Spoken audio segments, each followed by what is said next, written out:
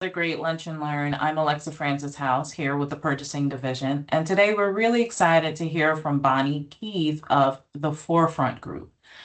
Just a little bit about Bonnie, and I'm going to go ahead and ask her to come off camera or come on camera and wave to everyone. There she is. So, a little bit about her. Bonnie is a strategic sourcing visionary with over 30 years of executive operations and supply management experience in Fortune 200 companies.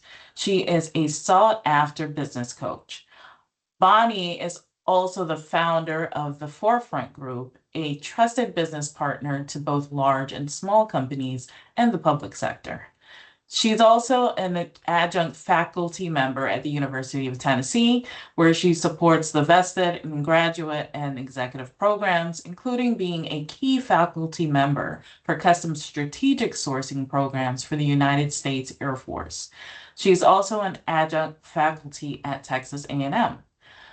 Bonnie is the proud author of the acclaimed book, Strategic Sourcing in the New Economy, Harnessing in the Potential of Sourcing Business Models for Modern Procurement. So before I go ahead and transfer over to Bonnie, I'm going to go ahead and ask our Director of Purchasing, Bob Gleason, to come on and say a few words. Bob? Good afternoon. Hit the right buttons. Okay, step one completed. Thank you very much for joining us, Bonnie, and thank you, Alexa, for the introduction. So just for full disclosure, I and Bonnie have crossed paths several times in the past. She assisted the procurement community in the Commonwealth of Virginia many years ago. She came to share some of her knowledge and experience with the community there in our annual procurement forum. And she also assisted us in the state of Maryland, teaching our central procurement group some of the aspects that she might be covering here today. And I would like to say that this is one of my most favorite books that I've had the opportunity. I have a full professional library back here and in the bookshelf. And the information that's in this book I found to be very helpful with her business models and other aspects that she will communicate. So Bonnie, thank you for taking time out of your busy schedule to help work with us during this Lunch and Learn, and thank you for joining us. And I don't know what the weather's like up there, but I'll tell you, it's about 65 degrees here. It's a pretty cool day. So it's a great place in Florida. So if you ever make it down here, we would look forward to seeing you. So thanks again, Alexa, and welcome again, Bonnie. Well, I turned on my microphone, so Alexa should be happy with me. Yes, okay. And so Bob, actually, I'm physically in Arizona right now, so the weather's quite delightful. Probably less humid than Florida, but it's great. And I'm glad to be with you today. Alexa, can you pull up, I think, turned off my presentation, if I'm not mistaken. So you should be able to go ahead and share your screen. So at the top, let's see if it'll do it for you. I don't know. We're going to see here. I may have to do it again, but it's not a problem here. And it's coming up. I apologize. So Happy New Year to everyone. It says the file already exists, so that's great. And we're pulling it up. So one thing I would say to you all is that I've actually been in your shoes a little bit. Just to tell you historically, I actually started my procurement career with the government, and I worked for HUD. Granted, not at the state level, but at the federal level. And then I worked for HUD as a buyer early in my career in a New England state. So I can relate a little bit to what you're going through in your daily work. I hope that on this workshop session or this Learn at Lunch session that you all have not only procurement experience, but if you have had any exposure to determining strategic approaches to managing categories, and or you have stakeholders or clients that you work with internally, this Learn at Lunch should be a great introduction to them. So we're going to get started, and I'm going to share a little bit of the history. This is looking at sourcing, or how you organize your spend categories, if you will, across different, we call them sourcing models. Some folks call them contracting models, but nonetheless, there are several. And if you are used to determining the best model, the efficiency of your work actually changes exponentially. So let's get started. Essentially, most of the work that I experienced, both in public procurement and in private, in actually industry, was very early on was being transaction based. I'm very, very used to being not only a government buyer, but I was a government contractor and purchased for a government contractor before I grew through my career. And a lot of what we did was 3 bids and a buy. And we did that, I use that term loosely, but we did that because we thought that by doing 3 bids and a buy, we were actually getting the lowest price in the marketplace. And so it was all about cost control and whatever the current market would bring. But we would say today that that's not always the wisest thing for every category and every situation. And over time, things have changed. And so we start to look at things like models for buying. And models for buying actually range across a series of considerations. We'll talk about today the models themselves, talking about desired outcomes and what that means to you and your business, and also introduce a tool that you can sit at your desk and in no time flat, literally, you can work through and see how close you can come to targeting the best sourcing approach, the best purchasing approach, the best contracting approach for the work that you're responsible for. So procurement is either a buy, right, which is what we do every day, or make. And what we mean by make is we do it in-house. So regardless of what it is, we either buy it externally or we maintain the capability in-house. So if we decide to buy, again, the most dominant action is to do transactional buying. I go and I get a bid, I buy based on the lowest price, I measure based on delivery, accuracy, maybe quality, and any of those factors, depending on how you want to determine appropriate delivery of that category. And it's widely used. But as I mentioned, that's not necessarily the most cost-efficient model to use, because we are in current times looking more and more for value contribution by the supply base if you're on the buying side. So most companies look at transaction-based, right? This is kind of a summary chart. 3 typical models, right? Transaction by a preferred supplier, which is typically pre-qualified. And it doesn't matter whether you're in public or private models, they are all looking for pre-qualified suppliers, largely because we are looking to reduce the number of entities with whom we do business. That's a cost efficiency, number one. Another consideration, of course, is that the administration of lots and lots of suppliers is very costly and time consuming. And you may only have a handful of suppliers who are really tuned into what you need and actually can deliver what you need. So we call those pre-qualified or preferred suppliers. And again, strategic alliance suppliers. In the public arena, especially in the Air Force, actually, when we were doing work, they would say, hey, we've sorted out the suppliers, we've gone out to bid, we've chosen a supplier that's going to give us value added. They're preferred suppliers. We think we want to go with performance-based contracts, but we're not getting what we expected. And this is where the expectation of what is needed by your entity, your business, your agencies that you support differ from what you've contracted for. And we'll talk just a little bit about that. It's a lot to digest in about an hour. We'll chat. So then there are other models that are used less so in public sector, more so in private sector, and that's what we call investment-based business models.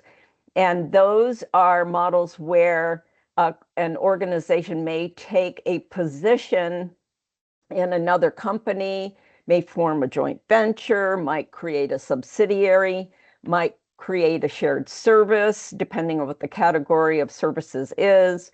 And that becomes what we call an investment-based model. So if you think about it, what I've described from transactional to fully in-house make, there's a big playground in the middle. And the way industry has operated over this last many decades is to be creative in determining a supplier relationship model that gets more value out of a transactional cost model, so a pricing model that's transactional. The issue is that when you try to get more value out of a transactional price model, there is a disconnect because at the end of the day, you're paying a price and you have an expectation that you're going to get a whole lot more for that price in terms of service, support, etc., that may not fit the pricing model that you've actually placed your contract under, if that makes sense. So what happens, and this is just a little bit of history, in the late 90s and 2000s, people were looking what they call the watermelon effect scorecard. And this is where the Air Force started to get really ahead of the pack in the government sector because they were saying, hey, we contracted with a whole bunch of suppliers. We have performance-based. We think we have strategic relationships. They're great. But guess what? Our relationship is going south. Not to be sarcastic, it's not working out well. And we're actually not getting from these great relationships that we once had what we thought we were going to get out of our contracted solution. So what happened was the Air Force actually started to look at needing more clarity, having better relationships with the supply base who serve them. And they came to the University of Tennessee and they said, look, we're actually doing performance-based logistics. And so we're really looking at having services that we get, but we pay the supplier based on their performance. So these began to take shape, and there was what was called the fee at risk. So the supplier said, hey, I will deliver X, I will service you, and I will put a fee at risk so that if I fail, I take a risk on my fee. But if I actually do better, then you're going to pay me that fee and I'll be happy. So the construction industry started to do the same thing. And so there were expense management solutions, a number of janitorial solutions that were heading in that direction. And in the Air Force, they were actually doing things like transport delivery of key components, even up to and getting them ready for the war theater. It was very, very complex. They were doing things like airport maintenance, runway maintenance, lighting, and so on. And they were having difficulty with their suppliers and felt like they weren't getting the value that they expected. So they actually came to the University of Tennessee, who did a significant research study. And out of that study, there were 60 entities who were researched and surveyed, and there was a common finding that those successful companies actually had some commonalities.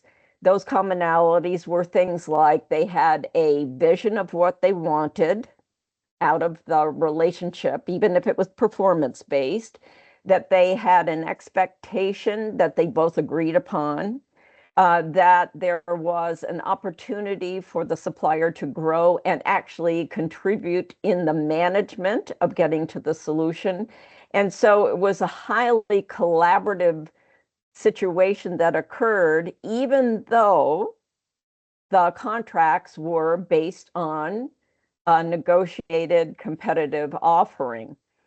So what happened was they said, hey, if there was shared value, if there was an outcome expectation, and if there were relational situations and conditions that were defined, that with those three commonalities, that differentiated those who had successful contracts, successful delivery of what they expected, and that differentiated them from those who did not get the same thing. So if you think about it, the parties had shared value or rewards.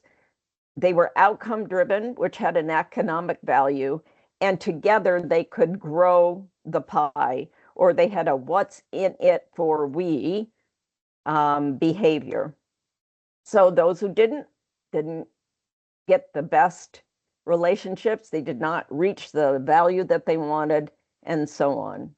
So what happened is the University of Tennessee then said, wait a minute, I found this great research. I've done a lot of work here on contracting both public and private sector. And so we're going to call this new finding vested, V-E-S-T-E-D. So maybe some of you have heard this in some of your exposures or seen articles. There are now, I think, 12 books, and there's the 13th about to come out on this, but this was in the early 2000s, around 2009, and meaning that if we had two parties who were invested, using that term lightly, in each other, they would have a vested relationship. In other words, they were collaborative, they had set the ground rules for how they were going to operate and interact with each other, and that they were really jointly focused on some outcome that needed to be achieved to support the buyer's business. And during that process, the supplier would also gain an advantage. So this translated into codification of 7 sourcing business models. And that's what we're here to introduce today.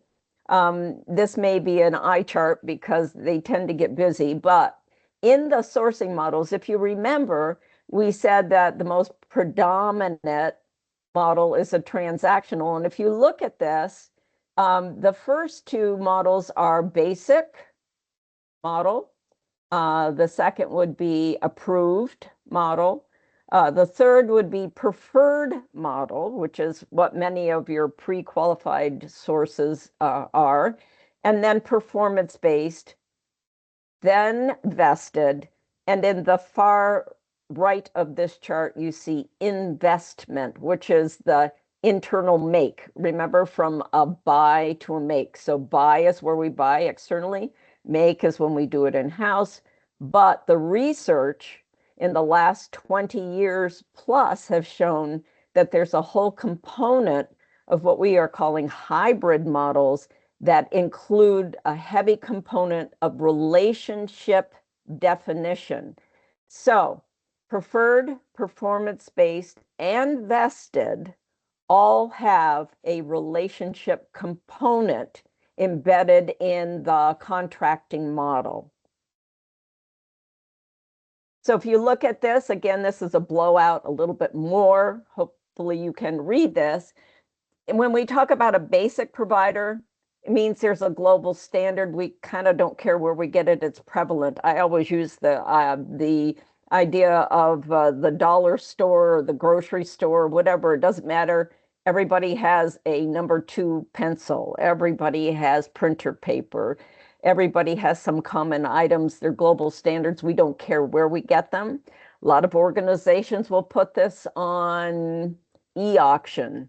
They may put it on a multi-year contract where it's price adjusted based on the marketplace. There are a lot of creative ways of doing this, but they're typically competed, or in a lot of the private industry, sometimes they don't even compete them.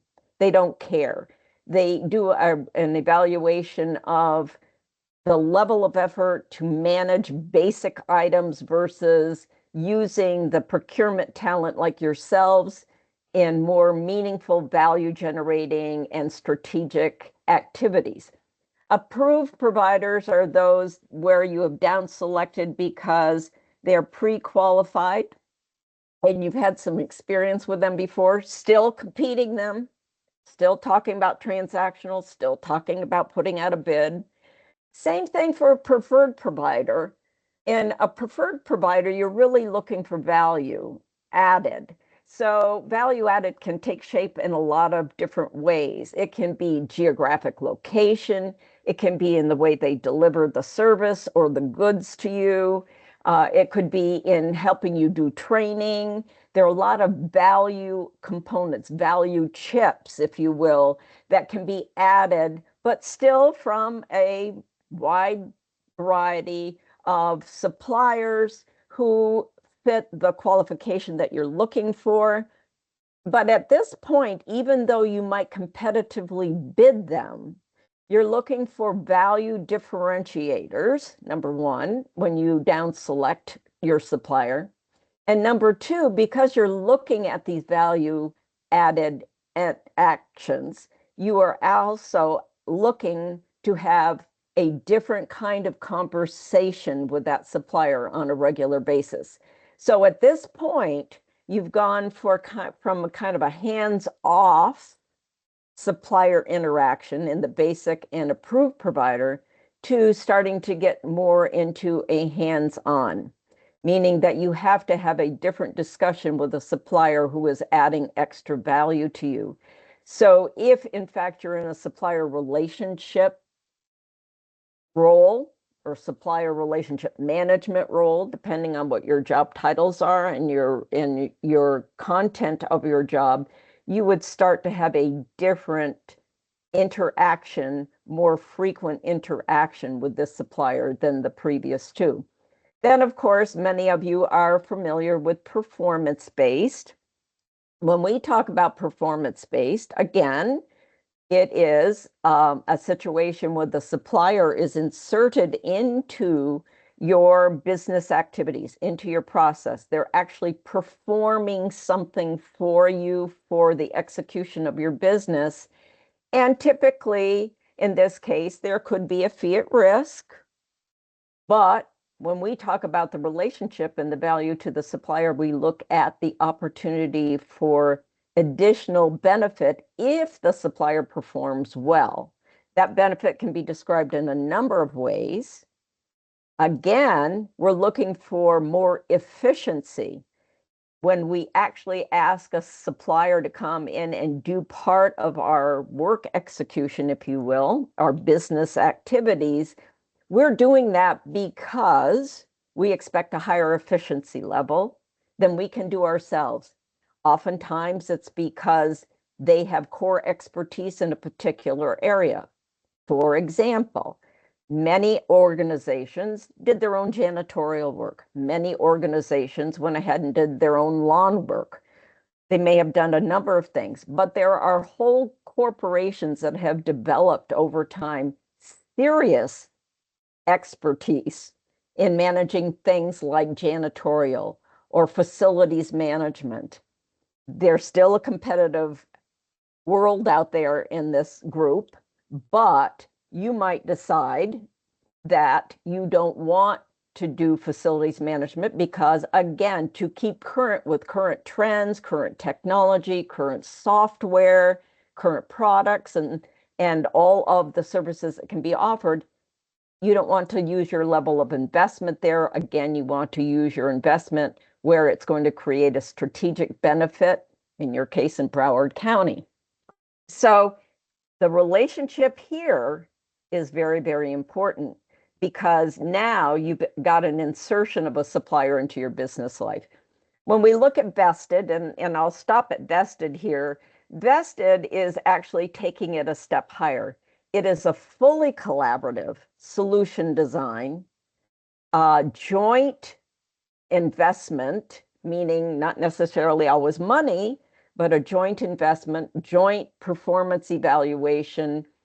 The money and the costing and pricing model is different.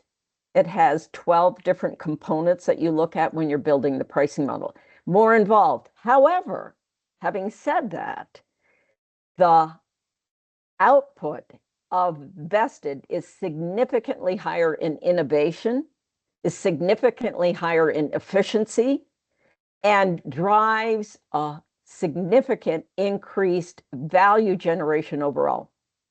So, again, we won't focus on investment because they are, again, outside the supplier relationship model.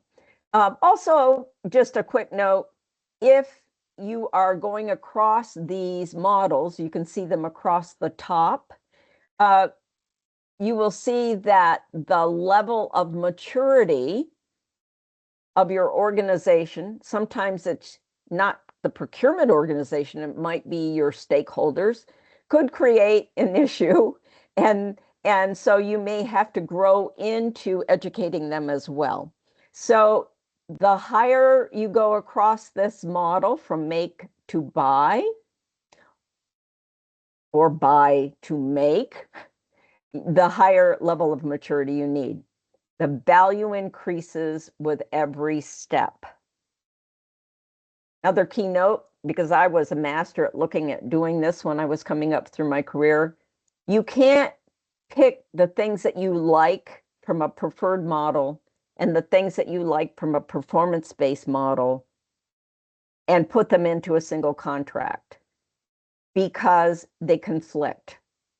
So we call that the Doberow. I don't know if you've all seen this commercial, but it's a funny commercial, which if we did more time sometime, I can play this for you.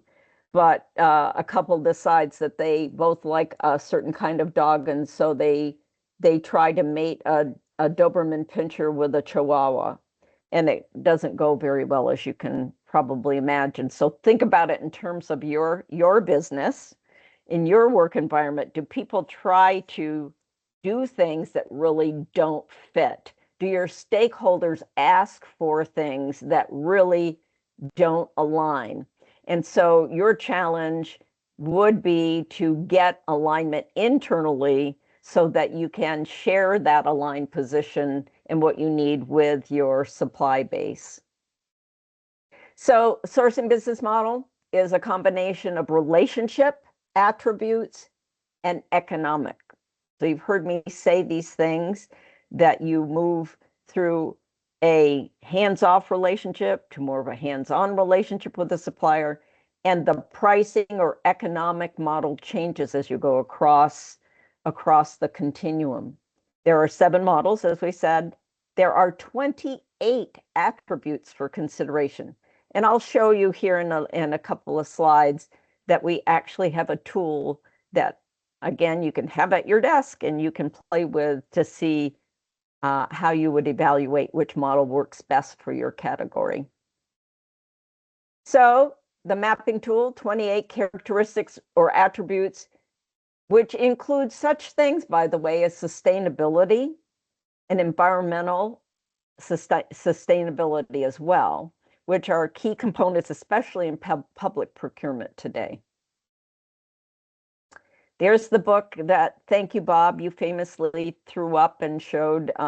It's still being used. It is I call it the War and Peace of procurement. But the cool thing about this book is it goes into detail on the sourcing model and gives some examples.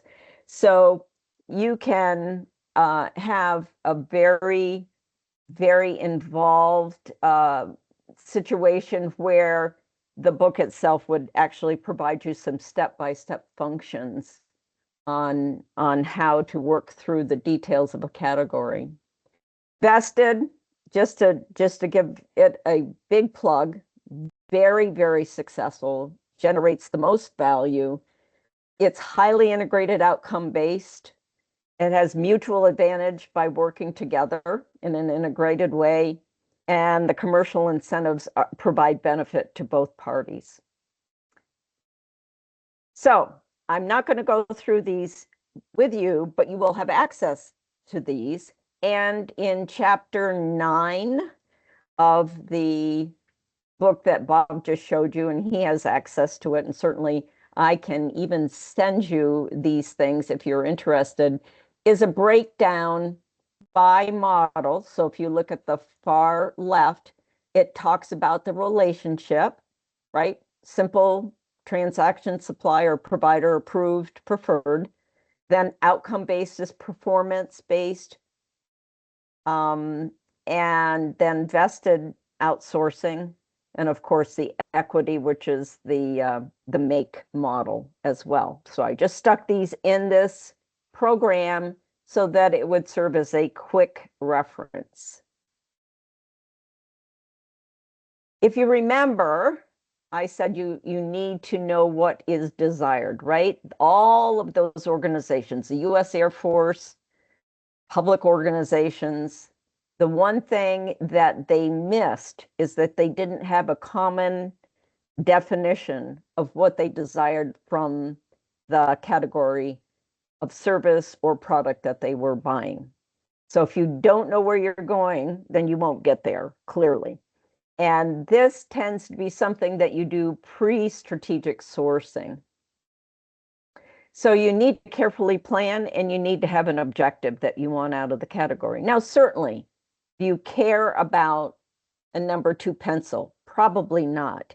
Do you care about janitorial services or repairing some of your electrical network? For example, transformers and airport and harbors. And are those more complex? Are there a set of rules that need to be considered? And how does that help you? These are far more complex categories. And therefore, you need to spend more time designing and defining what you want from that support that you get from your supply base. This way, you don't get into trouble because you're trying to envision how the two companies will interface. You know, are the cultures different between you and the supplier? I suspect in many cases they are. Public suppliers have a very different culture than public suppliers, right? So private suppliers are more bottom line cost driven. Public entities are more driven towards supporting the community, stakeholders, and the overall health and welfare of your constituents. So it's a very different look if you take it at first blush. However, I would tell you that if you sit down and describe what you need, that you will find that you will be aligned and that you can align on what is important to both of you. So if the core purpose of outsourcing is to enable most efficient delivery, well, then you need to talk about the output of the supplier outcome. When you actually create collaborative agreements and actually define the relationship for how you're going to work together, when you get into these more complex strategic components, then the trust level actually starts to build very quickly. And research has shown that where trust is damaged, then the relationship starts to deteriorate, and then finger pointing begins. And even if it is something simple that was not aligned, can end up in deterioration of not only the relationship, but the value expected. So this is the business model map. This is just a snapshot. And again, you probably can't read this because the type is so small, but I wanted to show you this because in the map, there are a number of attributes that which you see on the left. And depending on how important these attributes are to your organization, you will circle the answer in the tool. Now, we have an automated tool. It's not manual, although you could use it manually as well. In the early days, we did.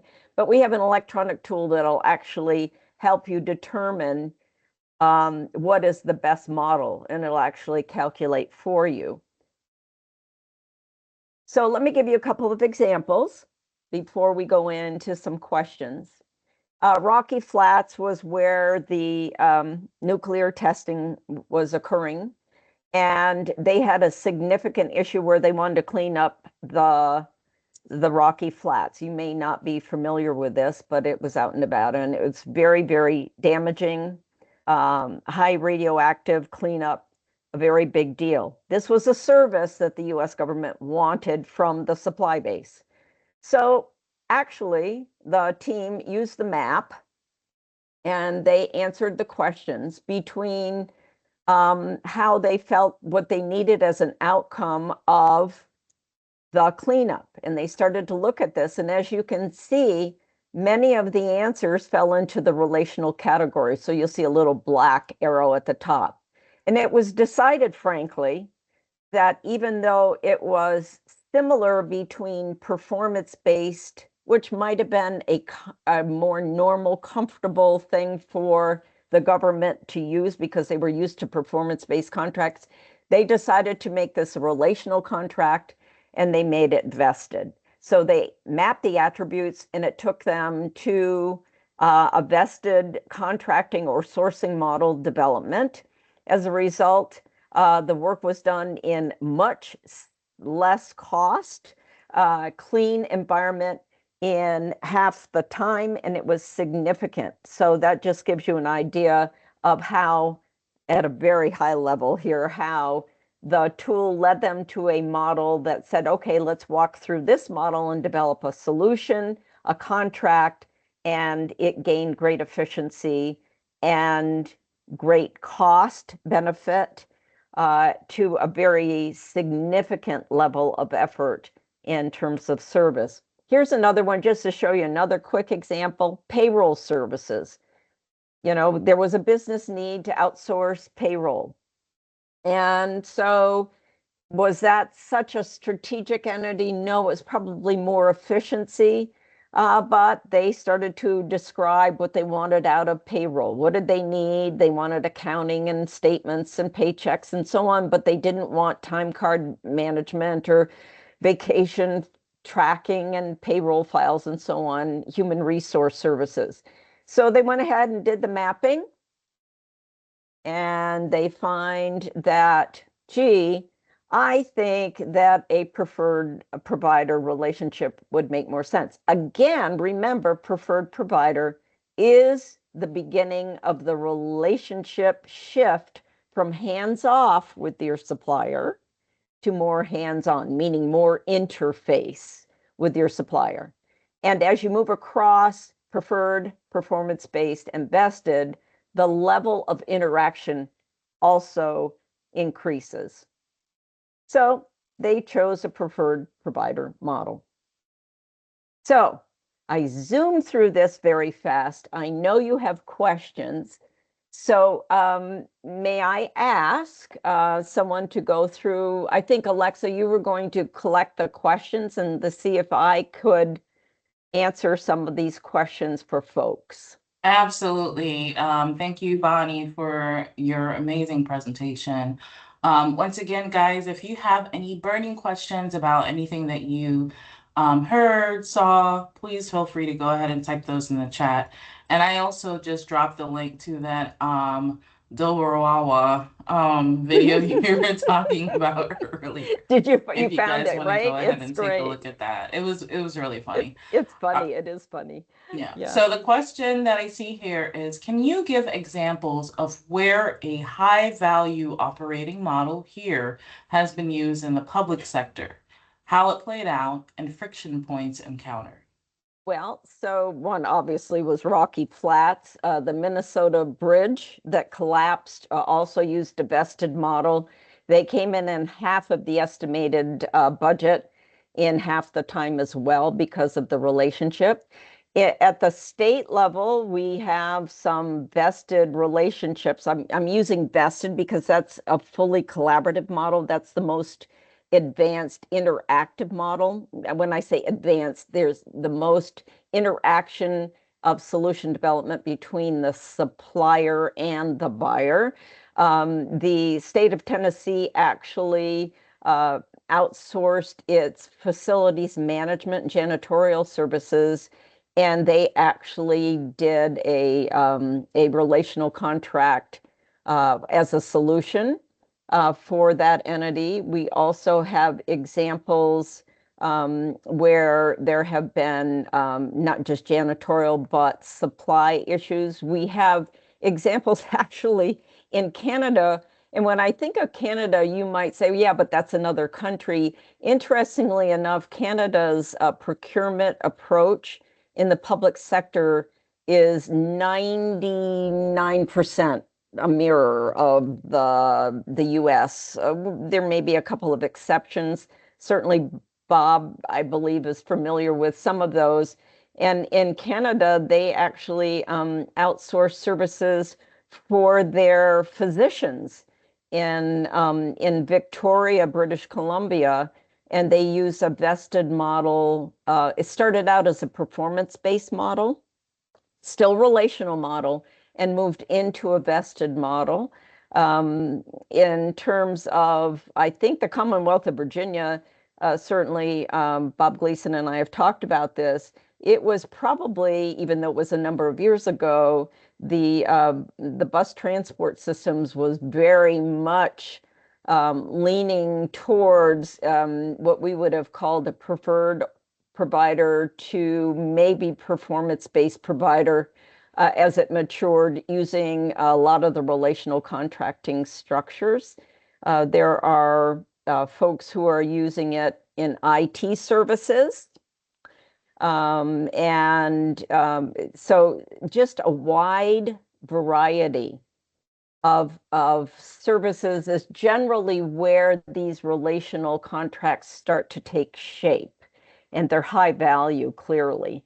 They're a lot of money. They have an impact on the community, if you think about it. It's a couple of examples, if that answers the question. Other questions? I think that's the only question I see here in the chat. Yeah, And probably okay. also because we're pretty much at time, but I want to go ahead and thank our presenter here today, today's Lunch and Learn, Bonnie Keith, for giving a really good overview of this particular topic. And again, if you guys have any questions, I know there's a lot of information, so you're probably wondering as well, how do I get into contact with Bonnie? Her contact information is there. She just put it up there on the screen. Also, I see, Bob, you raised your hand. Was there something else you wanted to add? No, I just wanted to say thanks again for joining us, Bonnie. And just again, for full disclosure, you mentioned Virginia, and I did use the 5 rules of vested, and I can share that in the chat that I have downloaded. It's pretty basic. It's pretty simple. It's just a change of mindset in terms of how you enter into the sourcing situation and working with the client to define the outcomes that are being sought in the agreement. If that's okay, I can share that in the chat, or I can send it out separately, Alexa, however you would like us to do. And I really do appreciate what Bonnie brings to the table here in terms of these strategies. These are sometimes new in the public environment in which you deploy them. But again, it's very basic, very simple, and just a matter of approaching the sourcing situation and the commodity and the category that you're looking to do, and then sort of working backwards from the outcome and defining what success looks like, and then joining with the vendor community and especially when you get to um, the uh, the the short list or to the selected vendor, helping them to buy into what that outcome looks like. So Yeah. I don't have anything else, Alexa, but I can share that information here or on the chat, or I can send it separately. Thanks, Bob. I would also chime in to tell you that I'd be happy to send the automated business model mapping tool to you all, so that you can play with it if you so like. I would, so that's there. There are some case studies in the public sector that we can share. And we're working now to define more and more how to cross over our thinking in the public sector to what we're describing here, because it seemed more of a challenge in the public sector because folks in the Air Force, I supported every team that was doing acquisition team that was doing over $100 million with the University of Tennessee. And every team, there was at least some folks who said, oh, I can't do that. I have too many rules I have to follow.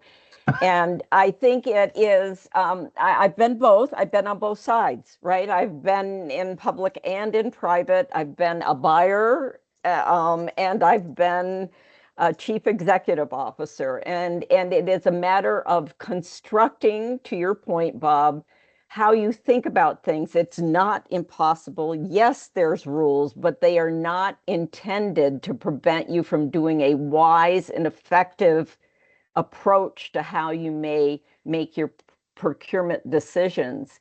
So I would love to talk about more and more of this. I'm passionate about it, clearly. Not because I wrote a book, because the book's been out for 10 years at this point, but because I can see the benefits and I've lived it. And How I did you see it navigate still. through the FAR? How did I? Oh yeah, that was fun, right? I mean, right? The FAR we actually wrote.